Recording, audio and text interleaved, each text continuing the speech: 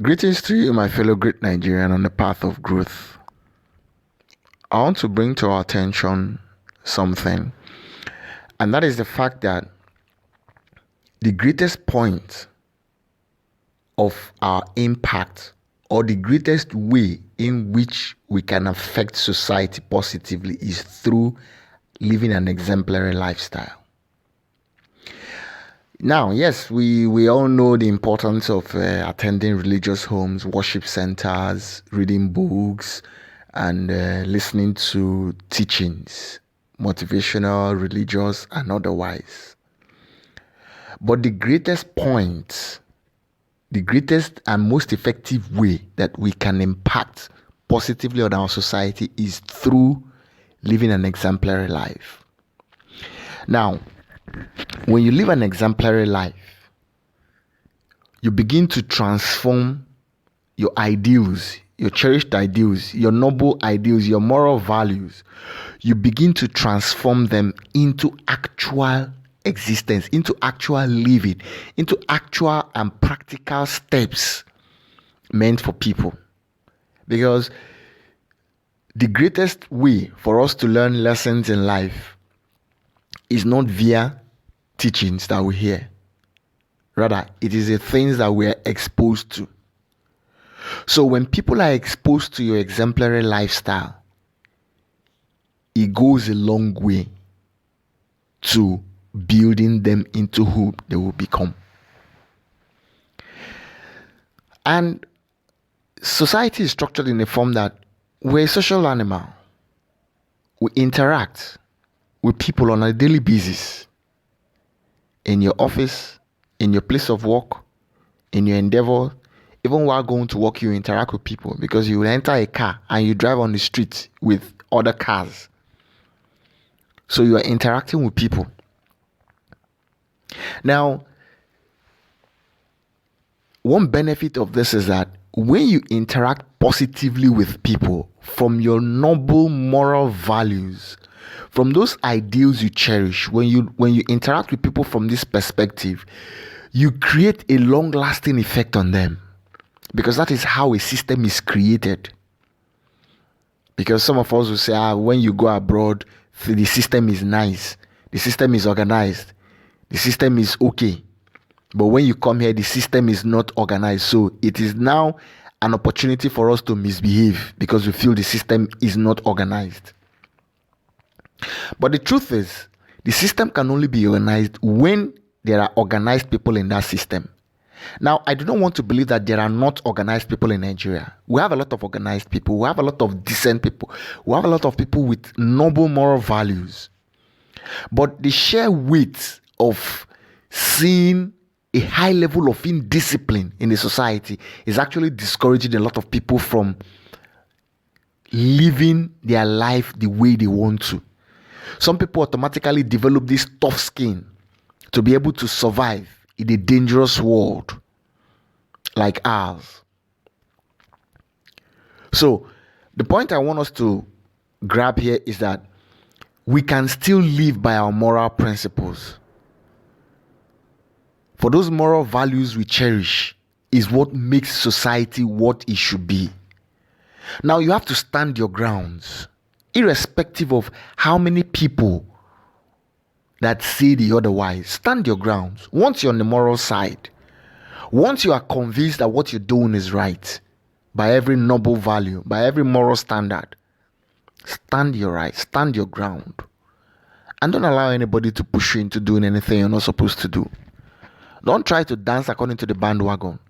Some people will say if you can't beat them, join them. That's a lousy philosophy of life.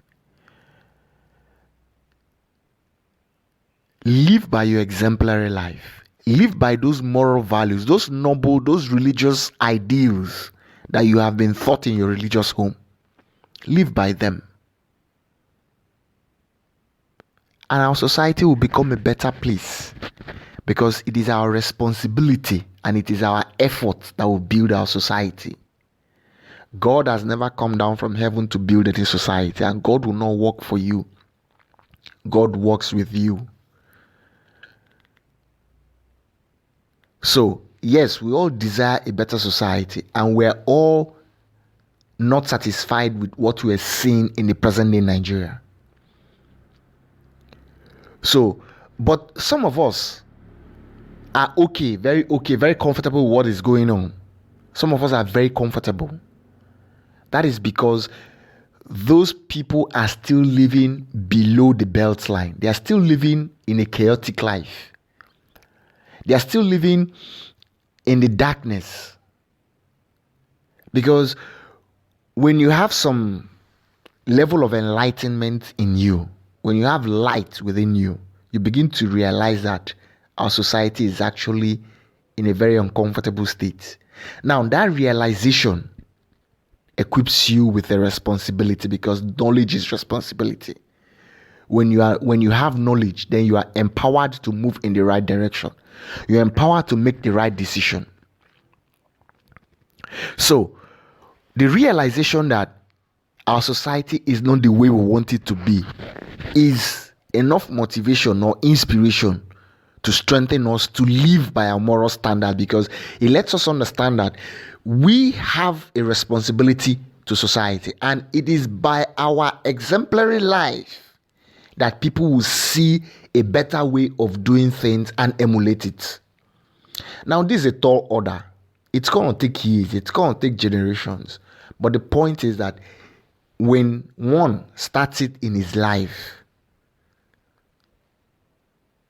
then he becomes one of the selected few, the chosen few.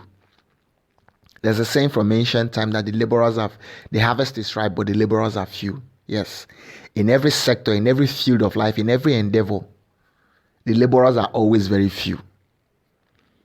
But those laborers, using the right tools, can harvest and can sow great seeds. It's just like in the ancient time, farmers could only farm a limited portion a day. If you have 10 farmers, there's no way you can farm up to 100 acres of land in a day, because you had your tools, your stuffs. You did everything by hand, or you used cow to plow the soil. But today you have machinery, you have equipment, tractors and all that can even farm 1,000 acres in a day, or clear the field for you. So using the right tools, the laborers that are few can affect Nigeria greatly. You don't need to be a political leader for you to affect a positive change in the lives of others. Wherever you are, in whatever you are doing, wherever you go, you can always affect, because there's a saying that my hands are filled with the blessings of the Lord. Everyone I touch, everywhere I go, my hands are filled with the blessings of the Lord. So if your hands are filled with the blessings of the Lord, that means that wherever you go, you can plant a seed of greatness. You can plant a seed of discipline. You can plant a seed of integrity. You can plant a seed of well-being. You can plant a seed of togetherness. You can plant a seed of care, simple care, caring for others, because that's one area that we need to learn, we need to grow in. In Nigeria, we live by me, myself, and I. Nobody cares for the next person. So you can plant a seed of care. It doesn't cost anything to care for other people. It doesn't cost anything to be kind to people. It doesn't cost anything to be nice to people. It's a simple thing. So let us live by those exemplary life, those moral principles that you cherish within you. Live by them, and let's make Nigeria a better place. Because the truth is, we can make Nigeria a better place. We can, if we try. I believe in us, and I believe Nigeria can be a greater nation. So let us work together and make Nigeria a greater nation. Thanks for listening. Greetings to you, my fellow great Nigerian on the path of growth. I want to bring to our attention something, and that is the fact that the greatest point of our impact, or the greatest way in which we can affect society positively, is through living an exemplary lifestyle. Now, yes, we all know the importance of attending religious homes, worship centers, reading books, and listening to teachings, motivational, religious, and otherwise. But the greatest and most effective way that we can impact positively on our society is through living an exemplary life. Now, when you live an exemplary life, you begin to transform